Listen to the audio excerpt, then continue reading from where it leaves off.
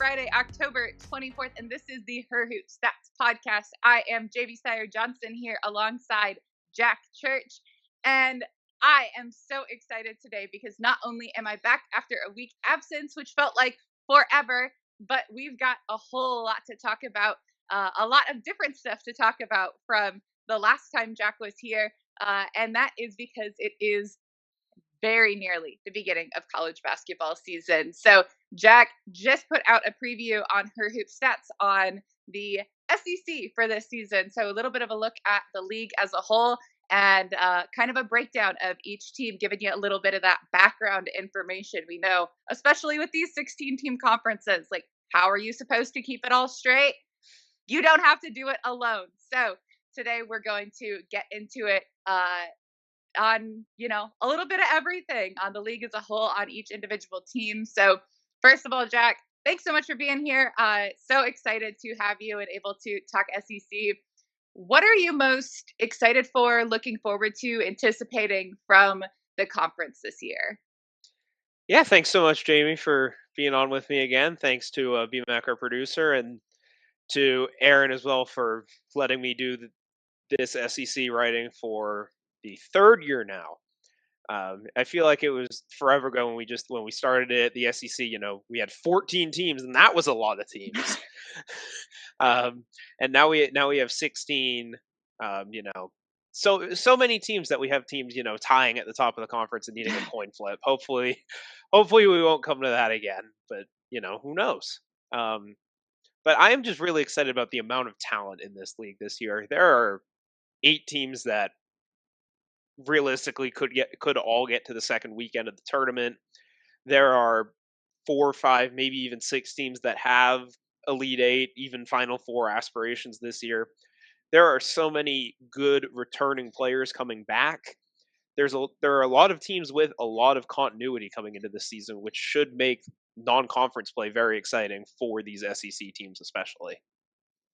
Yeah, it's exciting because there's that level of continuity, and then there's some really key additions, some movement through in interconference movement, obviously, which is certainly a big talking point, especially as far as a few of those top teams are concerned. So, who are you most looking forward to seeing as far as some of these both freshman newcomers and then some of these really key transfers that are going to be making an impact, especially at the top of the conference? I think when we talk about interconference movement, it has to start with Mylasia Fulwiley at LSU. She looked really good, and I watched. I don't know how much you can take away from an exhibition against Mississippi College, but she looked really good in that game. She actually came off the bench, which surprised me, but she was very active on defense. Kim Mulkey back at Media Day said she was gonna play a little bit of the point this year, which was something I was really interested in just seeing how it was working out early on, and that offense looked outstanding as well. You have Kate Covell coming in from Notre Dame, who a lot of people question, because LSU's a relatively, small team. She's the only player taller than 6'2". She's going to have to be important this year. She did really well at helping space out that LSU offense, which is something that LSU is really going to need. Talking about transfers coming from outside the conference, seeing Tanaya Latson at South Carolina is going to be really incredible to watch, especially with Fulwiley going out, Tahina Paopao graduating. This South Carolina team has a significant amount of change. They do have some really good players returning, starting with Joyce Edwards coming back after her, really good freshman season, pretty much in any other year other than when you have Michaela Blakes dropping 50 points twice. That would have been the SEC freshman of the year. And the South Carolina team is going to be very interesting because they've always been a team with heavy depth. They've always been a team who can play 9, 10, sometimes even 11 players. And, this year it's not going to be that. You have Chloe Kitts going down to a preseason injury, which is a big blow for that team, considering how much they relied on her last year. So Latson is going to have a very big impact for South Carolina for them to, they obviously have the goal of winning another national championship. And for them to do that, Tanaya Latson is going to have to be a very key player for that team.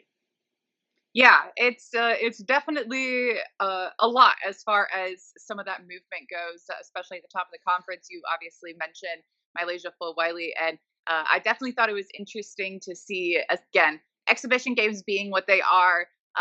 Missed a couple shots early and then locked in a little bit. Yeah. And especially when you come in off the bench, that's not a role that she's unused to, but just a very different sort of situation as far as the role that she's playing positionally.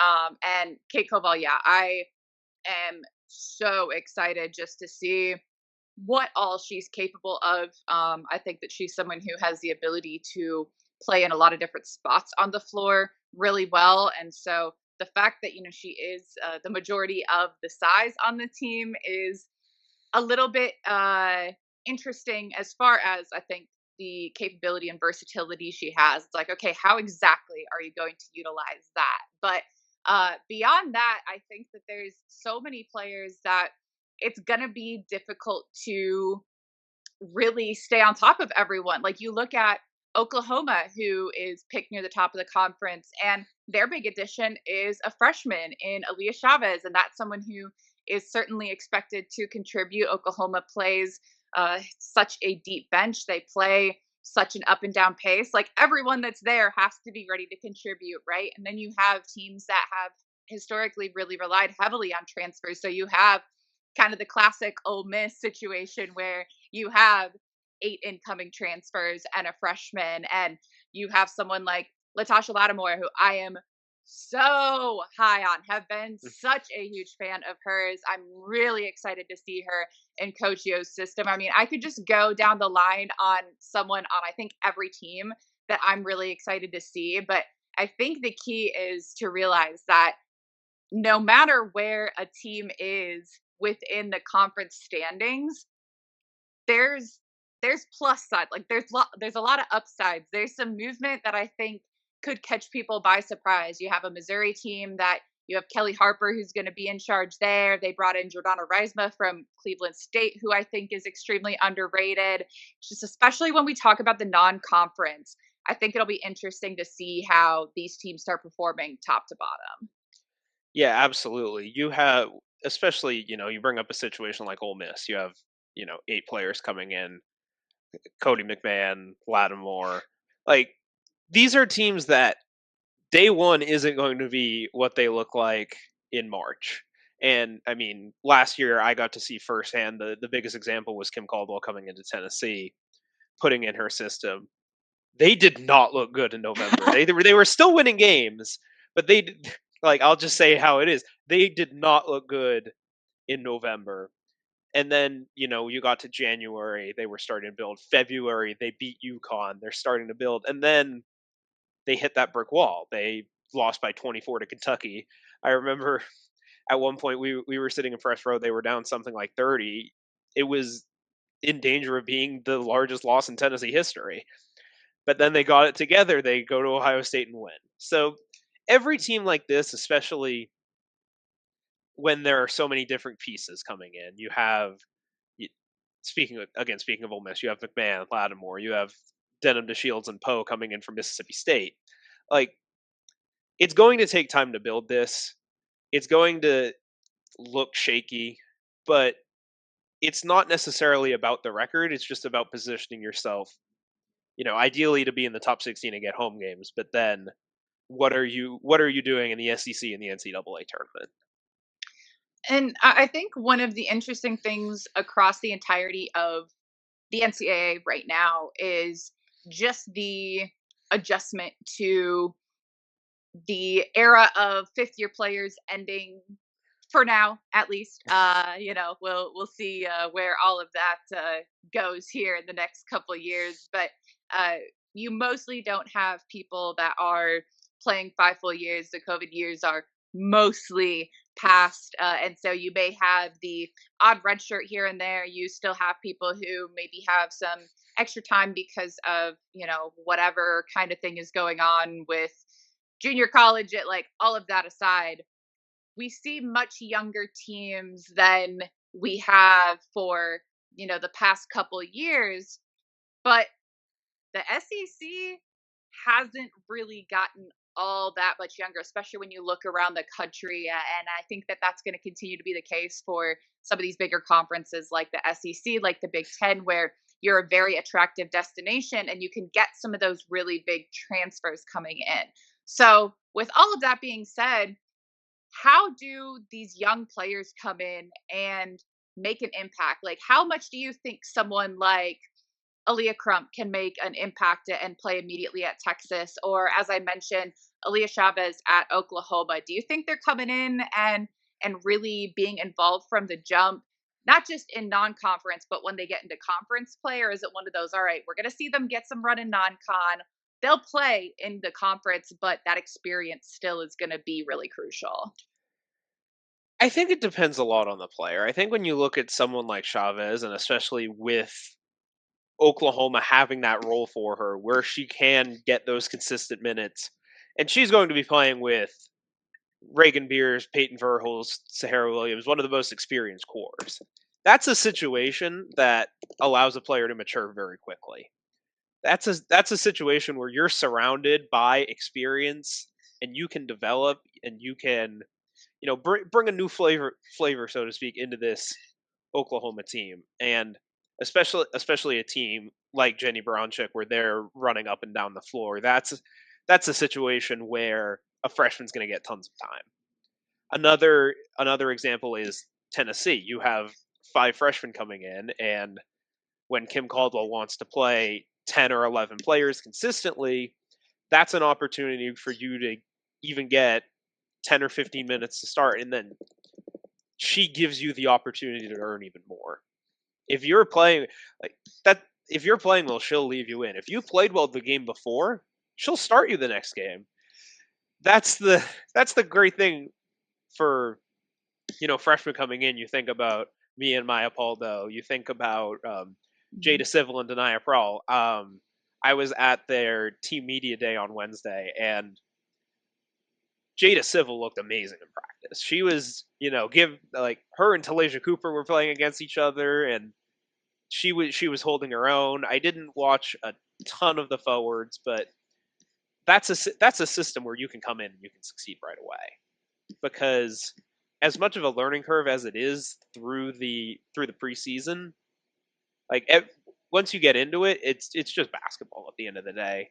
So Tennessee's a team where I feel like their freshmen are going to have an immediate impact as well.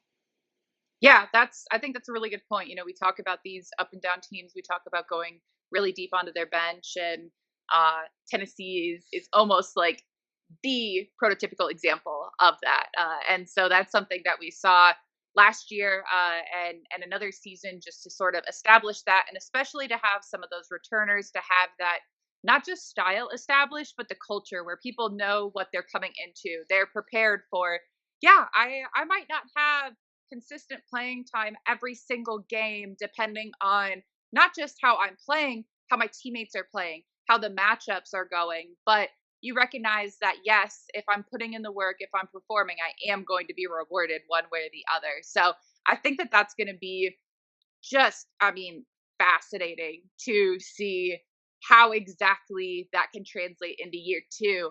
And that leads me to my next point, which is the beginning of the season. Obviously, non-conference scheduling is a hot topic every year, especially in the SEC. But it's a very difficult puzzle. I do not envy the people that are in charge of doing all of that scheduling, that are in charge of coordinating with other teams, making those decisions. It is by all accounts like one of the most difficult parts of college athletics. But I am very, very interested in some of these early season matchups, especially NC State, Tennessee. So we've got that on Tuesday, November 4th, day two of the season.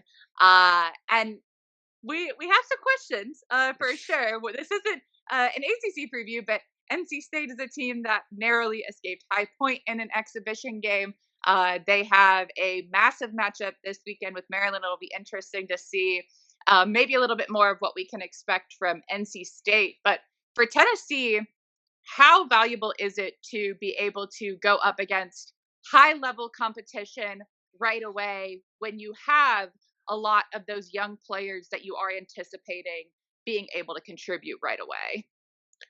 It I mean, first of all, it's just funny because I remember last year Kim Caldwell was talking about how there was the benefit of having that easy ramp into the season. They played a lot of they played a lot of mid majors early. They didn't play on a power conference team until the ACC SEC. They played Florida State, and that big UConn game in February was their most challenging.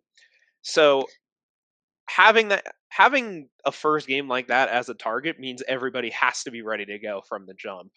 You have to, they had a closed exhibition, excuse me, and they have an exhibition against Columbus State, which doesn't really teach you much in terms of playing against these high level teams, but they have to be ready to go for when it counts, especially against an NC State team that got even stronger over the summer with Camille Pierre, who has a history of performing against Tennessee, whether it was winning in Nashville last year or then again in the NCAA, excuse me, in the SEC tournament. I'm really excited for that game. I will be there in Greensboro for that game, so I'm really excited to see what Tennessee looks like immediately. Can they can they have Janiah Barker and Jersey Wolfenbarger make an impact immediately?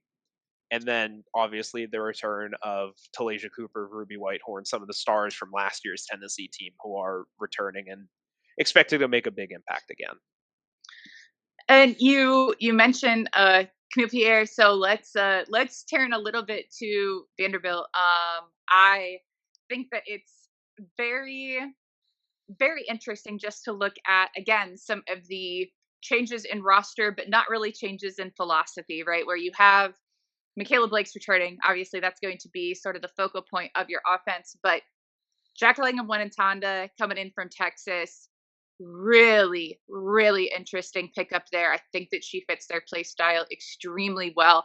And then Aaliyah Del Rosario from LSU. Like we talked about some other interconference transfers, and those are ones that even escape my recollection sometimes until I'm looking down the list. I'm like, oh right, yeah, those are interconference. Those are going to make a really big impact. And what that does is continue to bolster the entire league where you have a conference that has the top 8 preseason teams in conference play are in the top 25 for the AP poll. Like that's wild. So what are you thinking for, I mean, obviously we're not going to project all the way through to the end of the season, but do you think this holds? Like do you think that at least the top 8 in the SEC are going to be sticking around in that top 25, like the depth of the SEC? I think it's been proven. But is that kind of what you're seeing again for this year? Yeah, I think the top 8 teams in this conference are all very strong. We were talking about Vanderbilt when earlier in the spring when they brought in Wenentanda and they brought in Del Rosario. Back when they still had Pierre, I was looking at that as potentially a top 10 team. Hmm. Then Pierre leaves the program over the summer, but they still have Sacha Washington coming back, which is going to make Hmm. a huge impact for Vanderbilt. Jakalenko Wenenton. I have to say that slowly. Um, and Del Rosario, with Pierre out of the picture, they're going to be getting a lot of consistent minutes at forward, and then Michaela Blake's returning is obviously huge news for a big deal for Vanderbilt. She was so fun to watch last year develop, especially scoring 50 twice, making a big impact every time she played. You know, in those 2 wins against Tennessee, where I saw her play in person, she was really strong as well. Um, so Vanderbilt's definitely a team where they have realistic aspirations of getting to the second weekend. They're a team that doesn't in recent history have a ton of tournament experience. Against Oregon last year in the first round, I think that sort of hurt them. Now they're able to learn from this experience. They're able to come back even stronger. Bring in Wenentanda, who went to the Final Four last year. This is Vanderbilt's a team where this is a great example of the depth of the SEC. They were picked 7th in the conference, and this is a team we're talking about as definitely a strong contender to get to the second weekend. And then Kentucky, who was picked 8th, 8th in the conference, 24th in the country in the preseason AP poll. Yeah, it's just um, Clara Stratt coming back is going to be huge for them because they lose Georgia Amore, obviously, which is would be a huge loss for any team, especially Kentucky, considering how much they built around her last year. Strack, Key, and Hassett all come back, which is going to make for a really strong front court. And then it's kind of the opposite of LSU, where LSU you talk about all the guards being good in the front court, sort of question mark. At Kentucky, it's the forwards are going to be outstanding. You're going to you're going to have a you should realistically have a positive rebounding differential almost every game. Mm-hmm. And it's just going to be moving the ball up the floor. It's going to be the full court game, and it's going to be developing a significant offense. And that's why I think this Tony Morgan addition from Georgia Tech is going to be really big for them. I think she's poised to take a massive step forward in this new system. She's going to be asked to do a lot, obviously, but she's pretty much the key to whether Kentucky's going to be, just another team in the SEC, or are they also pushing for a double bye? Are they pushing for a Sweet 16 or Elite 8 even?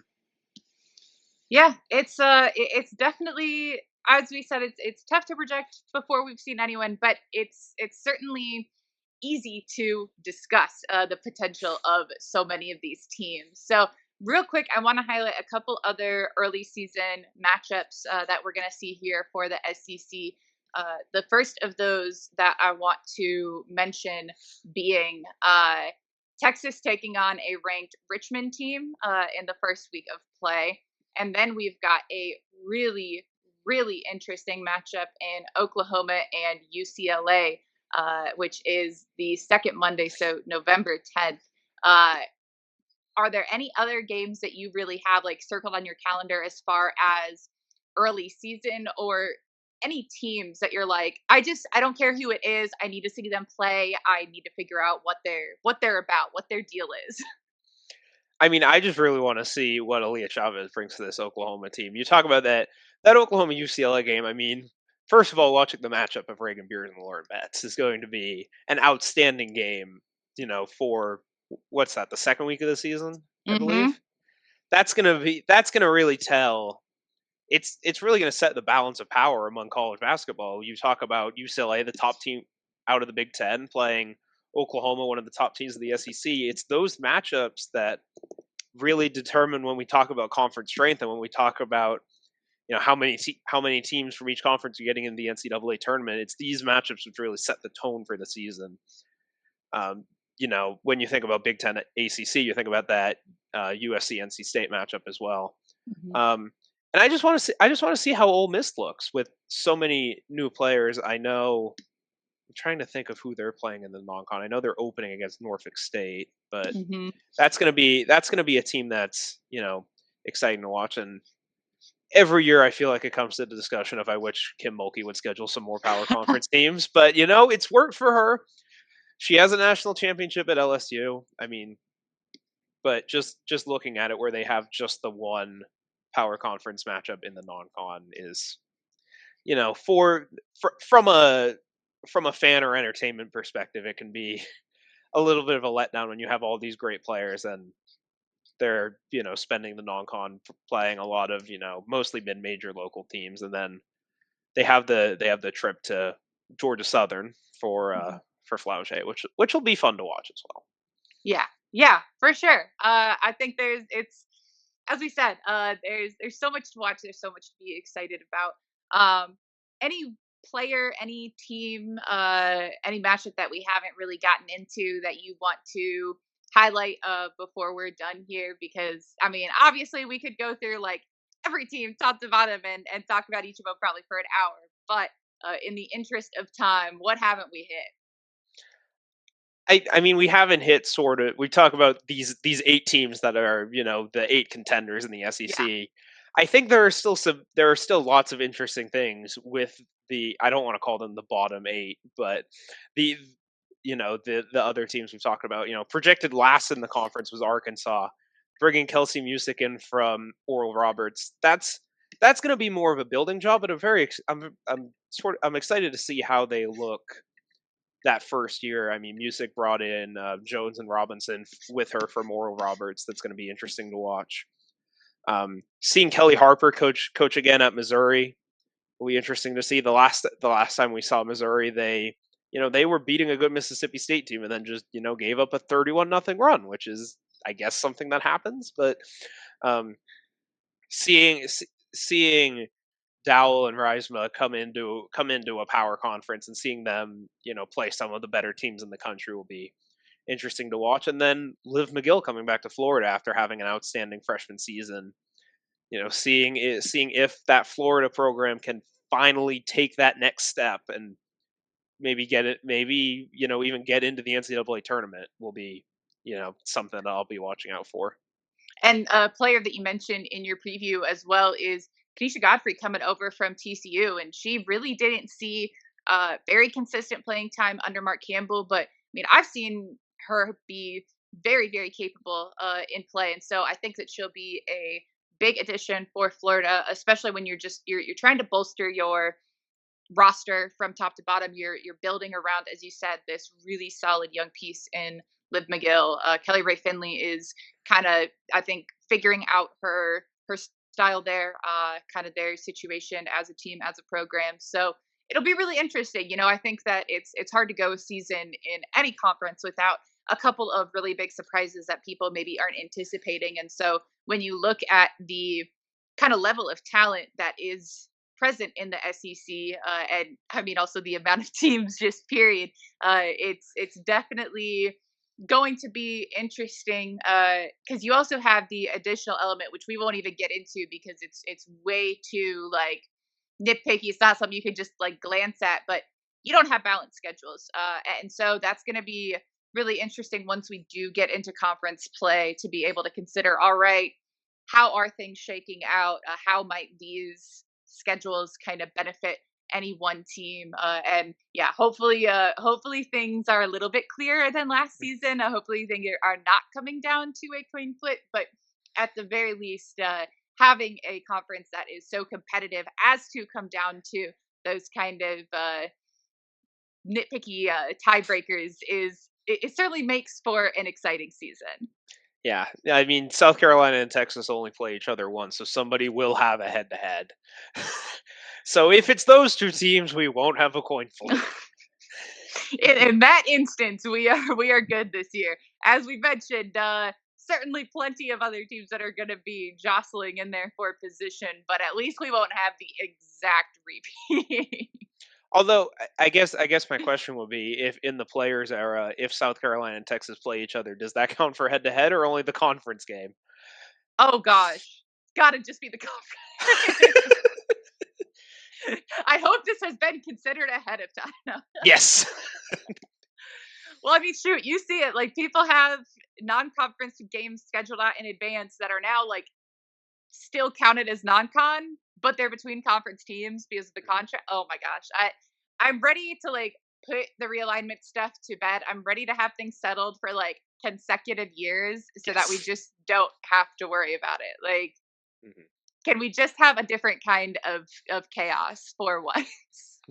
Can we? Yeah. Can we have upsets? Are those allowed again? What do we?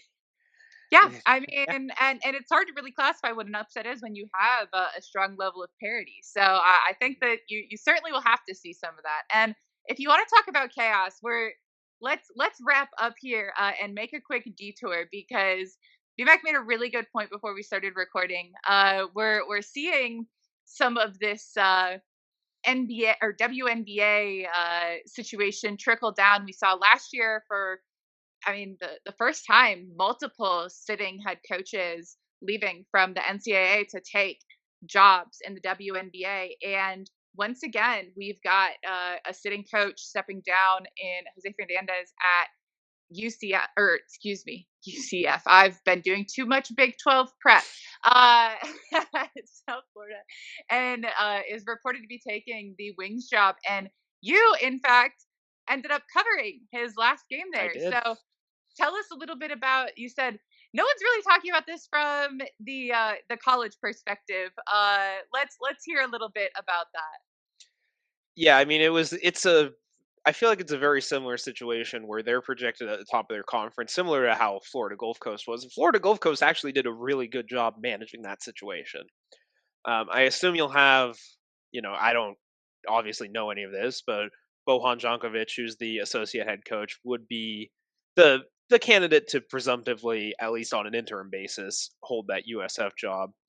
But this is a really talented team. I mean, to plug the Becky Hammond mid major player of the year watch list, they have three players on it. They have Battle coming in from Jacksonville. They have Katie Davidson coming in from IU Indy, and they have Kirsten Lewis Williams coming in from Buffalo. And it was interesting to note that they have three players on that watch list, and then they also have the preseason American Player of the Year who's not on that watch list, and that's Carla Brito, who actually returned from last year's team. So it's a really talented South Florida team. They'll still be the favorite in the American, and that this is again a team with a really strong non-conference schedule.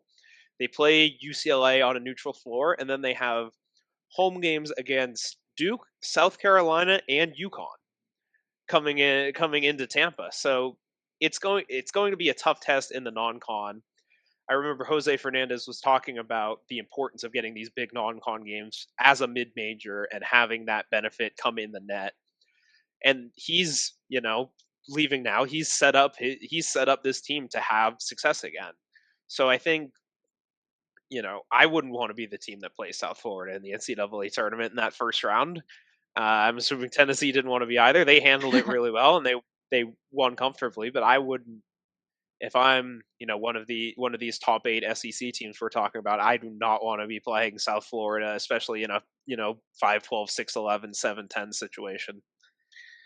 Yeah, absolutely. Well, yeah, had to get that last little piece in there because not often do you get the chance to look back and have one of those sort of landmark games or milestone games there. So super super interesting. Obviously, still other jobs open in the WNBA. So certainly not out of the question to think that this may not be the last departure that we see, especially with some of the success we've seen, especially from this past season of those first year head coaches, Carl Smesco, and then out in LA, they got their feet under them as the season went on. So I think that as these teams start to get a little bit more creative and understand that they got to try some different things out, we're going to see, especially at some of these mid majors, we're still going to see some of that turnover. But all right, back to the SEC. Ben, awesome talking with you about just top to bottom the league as a whole. The last question I'll ask is how confident would you be that the preseason top pick in South Carolina with incoming Tanai Latson, however, with the loss of Chloe Kitts, and then we know the level of talent that is present there. How confident would you be that they are going to end up on top at the end of the season? It's interesting because first of all, the preseason media poll was taken before the Chloe Kitts' injury was announced. And additionally, the coaches did do their own preseason poll, and they picked Texas. So I think I'm very confident that it'll either be South Carolina or Texas at the top. I'm not at all confident in South Carolina being that team who wins. I think Texas has a lot of experience that they'll be able to capitalize on early. You have Madison Booker coming back, named the preseason player of the year. You have Harmon coming back. You have Oldacre coming back. They're going to get out to a fast start, and then I think South Carolina is going to take a little more time to mesh. So I'm not confident at all. I think those are the top two teams, but it's the SEC. Who knows what's going to happen? It's the SEC. Who knows what's going to happen? Honestly, they should consider at least having an alternate slogan there because I think that there's something there for sure. All right, Jack. Thank you so much for being here today. You know me. I love talking college basketball. I am just beyond excited for this to get started. Tell everyone anything exciting you have coming out. Obviously, they should all be going to Her Hoop Stats. They should all be subscribing to the newsletter, making sure that they're getting your content as well as all of our other tremendous written contributors. But anything else that you want to plug or where people can find you? At Jack W Church, Twitter and Blue Sky. I'm excited. I will be in Greensboro for that Tennessee NC State game, which I'm very excited to see. I'll have coverage throughout the year. I'm going to try to, I being in Knoxville, I'll be at a ton of the Tennessee games, but I'm going to try to hit some other venues as well throughout the year. So really excited for all the coverage this year. Really excited to be back for a third season here with Her Hoop Stats. All right. Awesome. Thank you so much, Jack. And as always, make sure that you are, as I said, subscribe to Her Hoop Stats, subscribe to the newsletter. Make sure you're subscribed to the podcast here, wherever you are listening now. You can find Her Hoop Stats at Her Hoop Stats on pretty much any social media platform you're using. You can find me at JSteyz, JSTEYZ. And as we have been, we will be back here daily during the week with a little bit of everything as far as women's basketball goes. We'll be primarily focused on the NCAA, but we will make sure that you are also kept all up to date on the goings on in the WNBA. Till then, we will talk to you next time. Thanks, folks.